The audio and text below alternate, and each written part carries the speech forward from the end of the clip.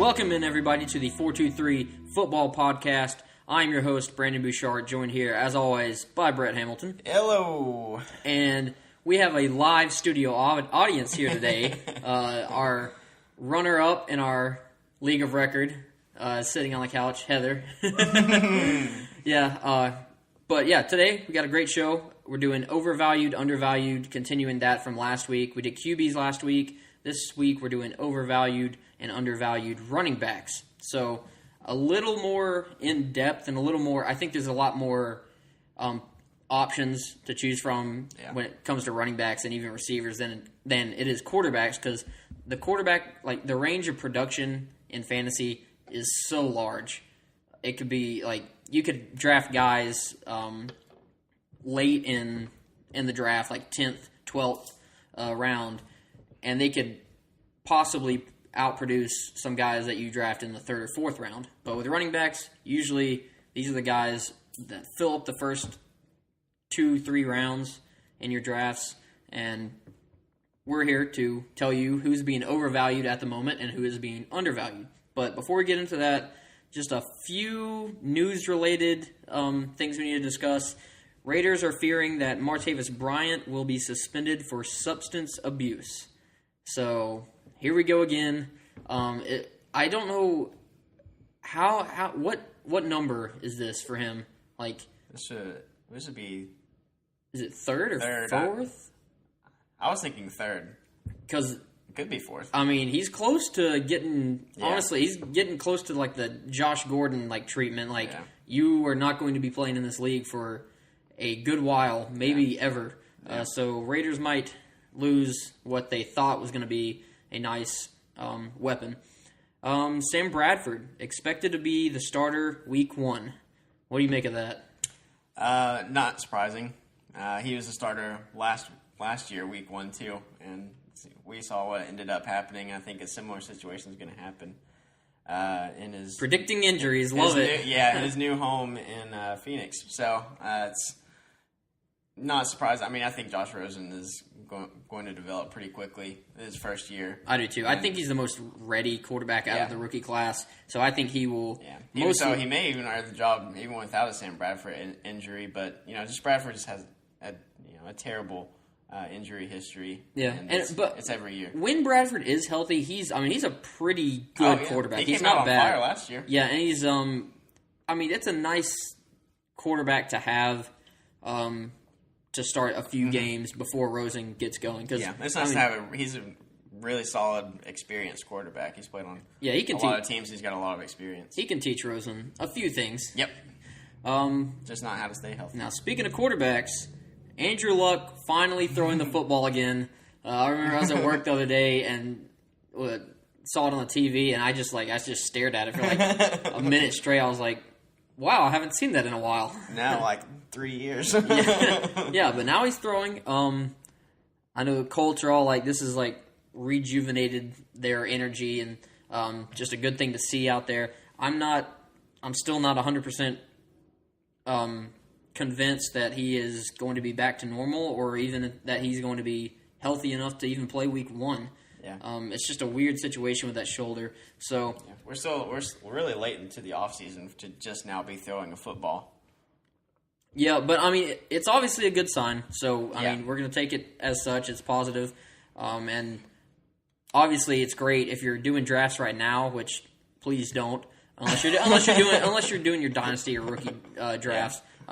But yeah, it's a good sign for people drafting T.Y. Hilton and drafting Jack Doyle, even Marlon Mack, just anyone on that offense, because we saw what that offense was without Andrew Luck, and it's not pretty. There's not even close to the amount of fantasy production that Andrew Luck can provide. So with Luck throwing the football now, where do you have him in your rankings, or are you moving him up? I'm not moving him up until probably preseason or closer to the season, training camps. Yeah. And I'll just have to see what his participation level, because even if they for whatever reason in preseason they say we're just going to wait it out until week 1 to keep him healthy. Even if they say that, I'm still not moving him up. Yeah, I can't. Was it last week? I was talking about him in my rankings, and I think I wanted to move him back or something like that. Even last week, I can't remember if I. Yeah, I think so. I can't remember if I did or not. I know I had him 9th before. Yeah. Which he's around there for me as well, and I'm not even touching him until I get more than just tossing one football. Yeah, it's so weird with him because we know what he can do. He could honestly be the number 1 quarterback in fantasy, but it's just a scary, scary situation. Yep. All right. Let's get into the thick of it. Overvalued, undervalued, running backs. We'll do overvalued first. Give me a guy who is overvalued. And again, we're using Fantasy Football Calculator to their ADP. So just keep that in mind. So who you got? Standard scoring. Correct. Standard scoring, 10 teams. That's what we're using. Yep. First one, I'm going to say Kenyon Drake. His ADP right now is 19th. The 19th running back off the board at the middle of the 4th round. I'm not a huge believer in Kenyon Drake just to begin with. I didn't really. He filled the role that they needed him to fill last year, but I don't have a lot of faith in Miami coming up this year. I mean, they're just depleted for weapons, and I just don't think that they're going to have a productive offense at all. And there's a lot of There's other guys in Miami. Kenyon Drake didn't just blow me out of the water last year and say enough for me to say that he's for sure going to be the number 1 guy. He's going to get all these kinds of snaps. I don't think it's going to be that clean cut. I'm not spending a 4th round pick on a running back like that, especially when you take into account the other guys going around him, like Mark Ingram's still not gone, Alex Collins, Lamar Miller. I'd still rather have those guys than Kenyon Drake. Yeah, and I guess, Frank Gore being there now, I don't know how much he's going to... I don't either. I'm not really worried about that as much. Again, I think we were talking a few weeks ago, and I was more worried about Gore maybe stealing some touchdowns as opposed to yardage and things like that. Especially around the end zone. Yeah, but you're right. I mean, the offense is... it's not very good. They obviously lost their best offensive player. Tannehill is back. We don't really know how good he's going to be. If he's less of what he was, then that's going to be a lot worse than the league standard. Yeah. But I guess Kenyon Drake, his catch percentage worried me last year as well. I think it finished at about 66%, which is not great for someone they wanted to get the ball through the air. So if he improves that, he may provide a little bit more value in a PPR format, but I'm just not convinced, and I'm just really trying to stay away from the whole Miami team in general. Yeah, all right, fair enough. All right, I'm going into the tippy top here. Guy who is being talked about left and right. Everyone is in love with him this year, and honestly, I like the guy. He's a great player, but Alvin Kamara is going way too early, and when I say way too early, I was about to say, I was like, okay, we got to figure out where you think he should go. I know. He's going as the running back 5 right now, sixth pick in the first round. So basically, I just think that there are a few running backs and wide receivers that should be going ahead of Alvin Kamara. Okay. I think DeAndre Hopkins should, Antonio Brown should. Those are probably the only 2 receivers I'd put ahead of Kamara. And his running backs like Fournette, Melvin Gordon, I might even put Saquon Barkley in that discussion over Kamara. Kareem Hunt, I'd put over Kamara. I like Kamara. We obviously know Mark Ingram's not going to be around for the first 4 games. Yeah. But I just I cannot see Alvin Kamara putting up the touchdown production that he had last year. There's no way. 13 touchdowns last year. I can't see it. And I don't see him being a every down back. I don't see him taking that full workload and just surviving that in general. Yeah. So it's not really, I'm not hating on Kamara.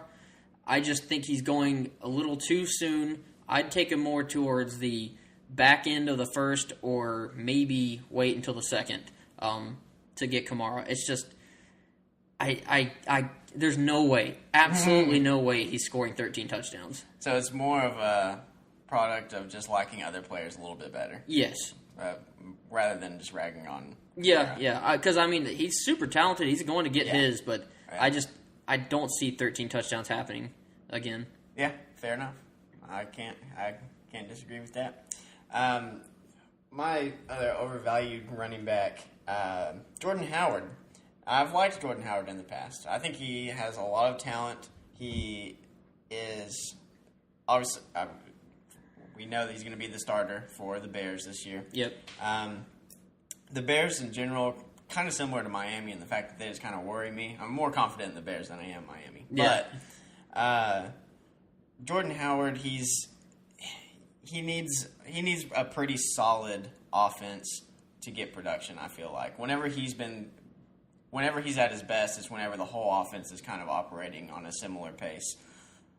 This is a completely different Bears offense this year. We've got a quarterback that we don't know what he is. We've got new wide receivers, and Jordan Howard doesn't catch the ball. He's not a pass catching running back, which that really hinders really kind of takes the ceiling off of what your production could be in fantasy football. I mean, that's just the way, especially in today's NFL. That's just the way points are scored. And we can't help that. And that's just how, especially in PPR formats. But he's going at number 11 in the middle of the second round. I'm just not that confident to spend that high of a draft pick on Jordan Howard. There's other guys that I would take ahead of him. He's going ahead of like Devontae Freeman. I think Devontae Freeman's has a better chance to do. Has a bit more upside this year. LaShawn McCoy. Getting kind of old, but he's still LaShawn McCoy. Christian McCaffrey, I really like Christian McCaffrey this year, especially I know this is standard, but especially in PPR formats. It's just a little too risky for me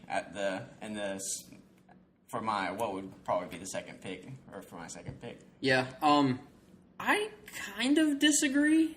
I mean, because I've never been really a Jordan Howard believer in the past, but I think they have really, or the Bears have really taken that offense and just that team in general and revamped it. Obviously, you talked about that's totally different. Yeah, talked about the receivers. They have a decent offensive line, which is good for the running game, obviously. Always. Jordan Howard was like, him and Derrick Cohen were like the focal point of the offense last year. And that was because they didn't really trust Trubisky that much. They didn't really have receivers to throw to, so it was just run, and then maybe some dump-offs here and there. But Derrick Cohen, obviously, I think he's going to be the third down back a lot of the time. I think they're going to use him even more than they did last year. But Jordan Howard, I just think with all the pieces they've added, especially head coaching changes and things like that, I just think Jordan Howard is going to actually take a pretty big step up. The only problem I have with like all these running backs, like 1 through like 15, they're all pretty close. I mean, you have tiers, like you have like the top 4 guys, and then you have like maybe the next 4, and then you have distinct cutoff after the top 4. Yeah, you have like the top 4, and then you have like another set of 4, and then you have like a set of like 8, and then after those 8, it's just cliff. You get to the guys like maybe Kenyon Drake or Joe Mixon, where you're not really sure that they're going to be fantasy studs or what they're going to be doing in their offense. But Jordan Howard, I know I've bashed him in the past, but I kind of like where he's going right now. And I mean, I understand that you have him as overvalued, but it really just comes down to what you think about the Bears' offense and what the new changes are going to amount to. Yeah, definitely. All right, next overvalued guy I have, Dion Lewis. I've talked about this quite a few times already, but Dion Lewis going as running back 27. So, I mean, that's not really, it's not high up there, but I still think he's going way too early, going in the 7th round, 7th pick of the 7th round at the moment.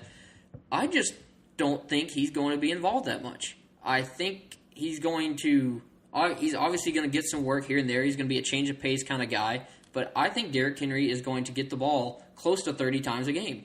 And you do the math. I mean, there's just not enough carries and touches in there for Dion Lewis. And even when he does get the ball, I still don't think he's that great of a running back. Again, it's the Patriots thing of, hey, you saw what they can do with the Patriots, and then they shift to another team, and then they turn into garbage. And I think that's going to happen here with Dion Lewis. I wouldn't even, 27th running back off the board, 7th round. It's not that high of draft capital, but I don't think anyone should waste a pick, especially in the 7th round, on a guy who I think is going to be just really, really bad this year. And not bad in the sense of him playing and his ability, but bad in the sense of his fantasy production. Yeah. And that's definitely in the realm of possibility. I actually think that this middle to the back of the 7th round is probably a fair spot for him. I'm not as convinced as you are that. I wouldn't take him honestly until maybe the 12th or 13th. Well, yeah, I know. I definitely know how you feel, but I'm not as I'm not as confident in Derrick Henry as probably you are. We saw what he did last year, and he did great. I mean, he was behind DeMarco Murray. Obviously, that's not an issue anymore. But there's some things about Derrick Henry's play that I just didn't really like, and maybe it was more of an offensive line issue. But they have a really good offensive line. The only thing that scares that Dion Lewis could possibly really actually have fantasy production with is his pass catching. Yeah. Honestly, Dion Lewis isn't really known as a pass catching back. No. He can do it, and much better than Derrick Henry, mind you. Yeah. But I still think Derrick Henry is going to they're going to give him the ball relentlessly in this offense. Obviously, with the new offensive coordinator, things are going to get rolling. I think this Titans team is going to take a big step up. Yeah. Which they were what, the wild card last year? Yep, wild card and a very, very poor season, honestly. Yeah. It was a shocking wild card. A lot of ups and downs, and granted, that's just the AFC being terrible. Yeah. But it's still. I mean, everyone thinks that they had such a bad season last year, but they were still a wild card. I mean, they had a chance. Yeah. But they were not a good team. Yeah. So, yeah. You have any more overvalued? Nope. Do you have another one? One more. Carlos Hyde. Going as the running back 24, 6th round, 7th pick, so full round ahead of Dion Lewis. Hyde, I assume, is going to be the starter week 1. I just don't. One, he's on the Browns, so I'm not trusting a running back. You already have to nerf his stats. Yeah, I got For running backs. I got fooled with the Isaiah Crowell crap last year, and Hyde is better than Crowell. I'll give him that. But Hyde's going to be the starter. But then you got Nick Chubb coming in, the exciting rookie, who I think is a very, very good running back, and I think he's going to overtake Hyde at some point in the season. You have Duke Johnson, who might be, honestly, just got a fat contract extension. That, and honestly, he might be their best offensive weapon outside of Landry and Josh Gordon. So Duke Johnson is going to be heavily involved. And then you have him being on the Browns. And I know you have uncertain quarterback play. All these nice new shiny pieces that have been added to Cleveland this offseason. I mean, we've been fooled before. Fool me once. But I just don't see Carlos Hyde having that kind of production. Top 25 production. I don't see it. And Carlos Hyde, he's really not he's had injuries in the past. So that's another thing you have to take into account. If you want another reason not to draft him that high, and 6th round, come on. Yeah, I actually really like that one. I was throwing around that one as one, but I'm glad you said it. Like guys going around him, Darius Geis, I'd much rather roll the dice there. The dice on Geis. Nice. Sorry, that was awful. And then Rashad Penny. I mean, you got guys going around. Carlos Hyde. That could really, really have a higher ceiling than Hyde, and probably even safer picks. To be honest with you. Oh yeah, definitely. I like that one a lot. All right, on to undervalued running backs. Kick it off. All right, this one's kind of a weird one, but I'm going to go with Ty Montgomery. And that's kind of odd because everyone just assumes that he is just out. There's only two possibilities that it could be a running back in Green Bay, and that's evidenced by the ADP Ty Montgomery's going at that was the 44th running back, and it's at the third pick of the 12th round. And Aaron Jones and Jamal Williams are going 35 and 36 with Aaron Jones one step ahead. And so, obviously, everyone believes that just based on that, Ty Montgomery's not going to be involved at all. It's going to be one of these two guys. I'm not so sure. I don't even know. There's even a possibility that they could do some more like receiving options with Ty Montgomery. You have to think about his health. I know that scares everyone. He's got the ye old sickle cell. Ye old sickle cell. But we're just so uncertain, and you have to remember that Ty Montgomery was actually a really solid running back for the first 4 games last year. Yeah, and the year before, honestly. Yeah, they've had success with him. He's been solid. You know, he had the injury last year that really took him out, and everyone's just kind of thrown him under the bus, and it has to be one of these other two guys.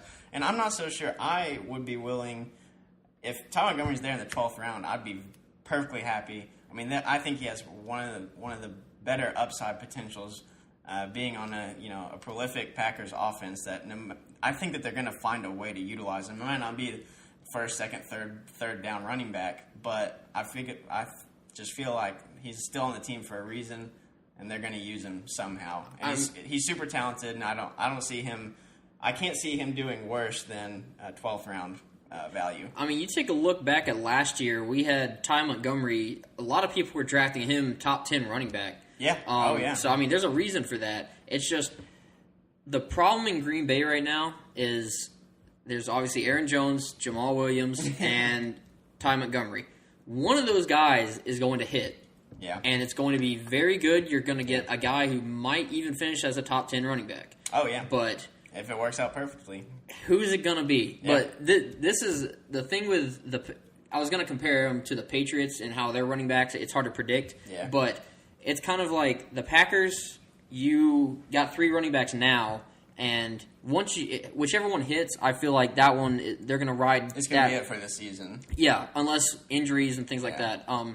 But with the Patriots, it's obviously weekly. Yeah, it's not like you're trying to pick the one that's going to be their running back for the rest of the season. It's like you're trying to pick week to week what's going to be the running back for that week. Yeah, and it's just too hard. I don't really know how the Packers are looking at it right now. I think Aaron Jones. I mean, I can't tell either. I do like Aaron Jones and Jamal Williams better than I do. I mean, obviously it's evidenced by their ADP and everything, and I think that they have those two. I would rather have those two, but if I'm comparing those two to someone who's just like forgotten and not drafted as much as Ty Montgomery, I may just save the draft capital and draft him late and see what happens. Yeah, I think that's a good risk. Yeah, well, obviously, this is undervalued. So you think he's undervalued? Would you would it surprise you if you saw on the ADP calculator Aaron Jones, Jamal Williams, Ty Montgomery, 1, 2, 3 like that?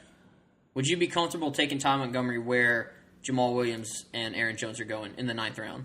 No, because if they were all 3 going in the 3rd round, I wouldn't pick Ty Montgomery. This is just based on I don't want to spend a 9th round pick on one of those guys, so I'm going to wait a round or 2 later and pick that and pick up Ty Montgomery. Honestly, if Aaron Jones and Jamal Williams went in the 9th round, like right in front of me, and Ty Montgomery was left, I'd be happy picking that. Yeah. If I had my pick of those 3, like just in the 9th round, I have to pick one of those 2. It probably would be, today it's Aaron Jones, tomorrow it might be Jamal Williams, and the next day it might actually be Ty Montgomery. Yeah, I don't know. Maybe. I mean, there are reports coming out right now saying that Ty Montgomery is going to be heavily involved in the offense. Yeah. So they like him there. And I'm fine with that. If you get that in the 12th round, sign me up. Yeah, I'm good with that. They like him in Green Bay. It's just trying to figure out which one of these guys is going to be. Yeah. All right, undervalued. I got Derrick Henry. I won't rattle too much because I gave you kind of coincided with Deion Lewis. Coincides with Deion Lewis being overvalued. But Derrick Henry going as RB15 right now, going in the 3rd round, 5th pick of the 3rd round. I don't see why Derrick Henry can't finish as a top 5 running back. I really don't. I think he could. He's well worth a draft pick in the 1st round. I think 2nd round, yes, please give him to me. 3rd round, where he's going right now, oh my gosh. I will take that and run with it without question.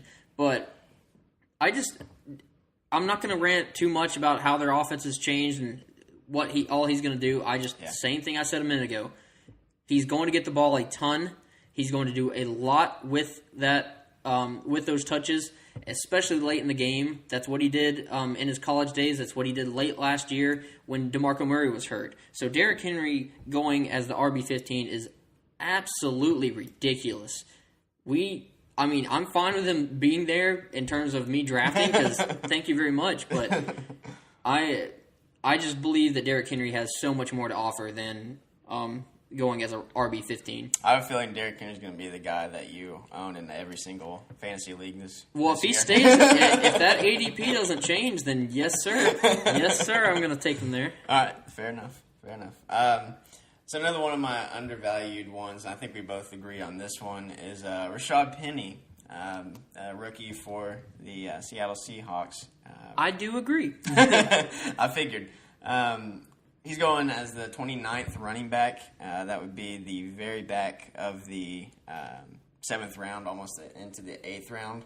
I think that is just incredibly low. I feel like he's already more talented than the running backs that they have there. You know, they've had kind of a rotation of running backs come and go through there, and none of them have really hit. They took a chance on Eddie Lacy. He didn't work out. They took a chance on Thomas Rawls. Yeah, Thomas Rawls. Yeah, he didn't really work out. I feel like this is going to be the one that they could actually rely on. And there's a lot of changes going on in Seattle, especially on the defensive side. The whole team is kind of changing. But one thing is for sure is Russell Wilson's a really good quarterback, and their offense still scores a lot of points. And I think that there's a lot of fantasy points to be had from the running back that's going to take over that spot. And I just believe in Rashad Penny. I like what I saw in college. He was one of my favorite picks in the draft. And so I think he has a tremendous upside.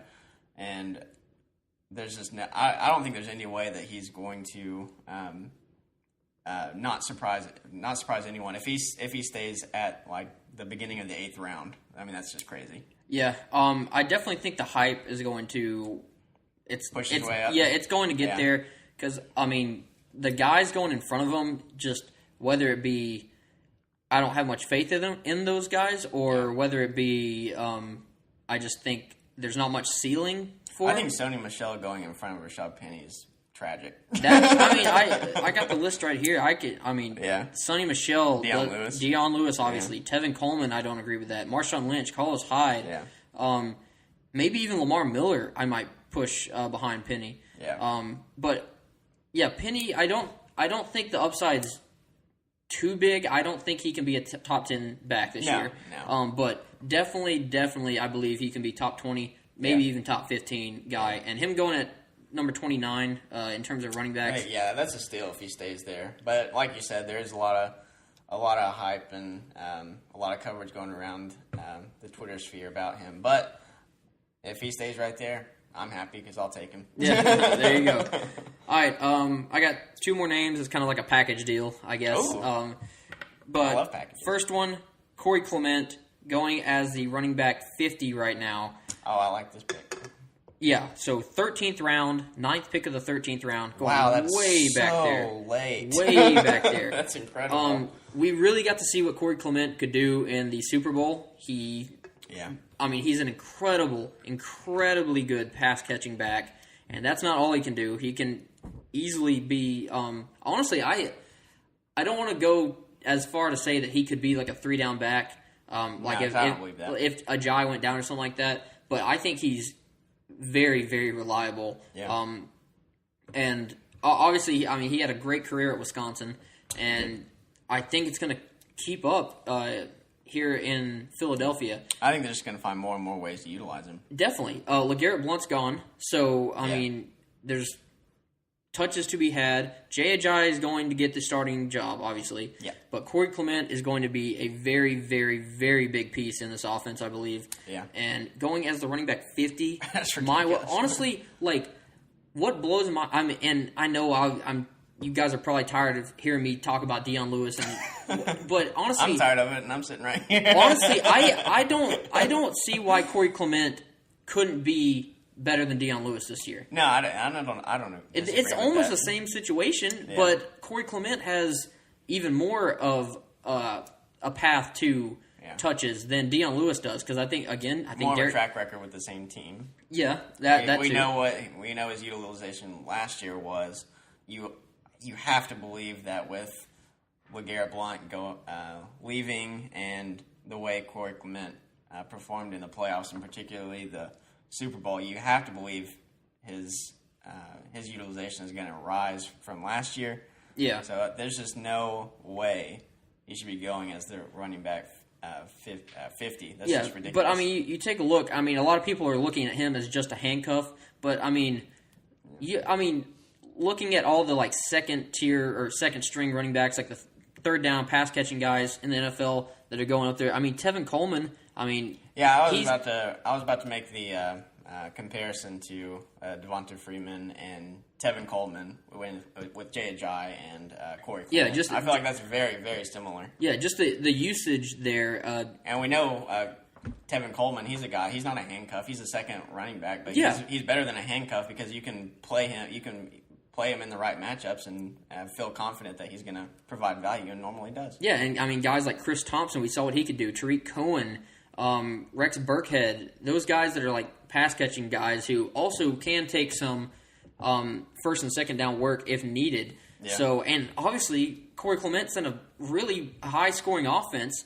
Yeah. They have a great team, and I don't see why Corey Clement is going so late. Running back 50. How on earth is that happening? I have a feeling, similar to what we said about Rashad Penny. The closer we get to the season, I think his ADP is going to rise, because I just feel like that there's going to be a lot of reports come out on how the offense is running and how much field time that Corey Clement is actually getting. And then once we hit the preseason, I think it's only going to get. I think once the preseason hits, his stock is going to go through the roof. Yeah. They're gonna like, honestly, all cards on the table are going to show what Corey Clement is going to be in this offense. Yeah. So it probably won't end up as the running back 50 when it comes to draft time, but right now it's looking pretty good. Yeah. For a value. Yeah, definitely. And obviously said it was going to be a package deal here. So Jay Ajayi, I think, is going a little late as well. Running back 17, going in the 4th round.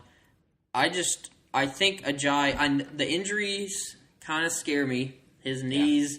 And all that, but I just think that offense is so good.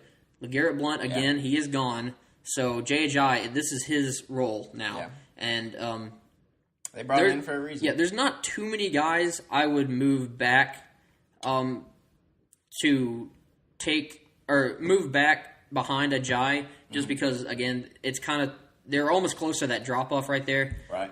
You have Joe Mixon going in front of him. I think that, or almost a full round in front of him. I think Ajayi should definitely go over Joe Mixon. Yeah, I was going to say I would definitely pick Ajayi over Mixon. Yeah, so I wouldn't really move him up too much. This is more me picking Corey Clement as a undervalued guy. But Jay Ajayi, just keep an eye out, because I feel like, honestly, his draft stock might be falling as we get closer to the season. Yeah, with all the news that I expect will surround Corey Clement, that could be if he falls any further than the 17th running back, I mean, that's going to be a steal. If he starts going behind guys like Alex Collins and Kenyon Drake and Jarrett McKinnon, I think that's going to be a great value. Yeah, definitely. Okay, before we close it out, just a few running back questions. Obviously, we have the top 4, I assume, is the same for everyone. Gurley, Bell, Johnson, and Zeke. Yes. But after that, give me like the next, like your next like 4 guys that you have like kind of in a tier. They don't have to be ranked, just in a tier, next 4 guys. Oh, okay. In a tier. Leonard Fournette, Kareem Hunt. And it could be more than 4. I'm not gonna just subject you to those it's, tier parameters. It's still tough. I mean, Saquon Barkley, Melvin Gordon.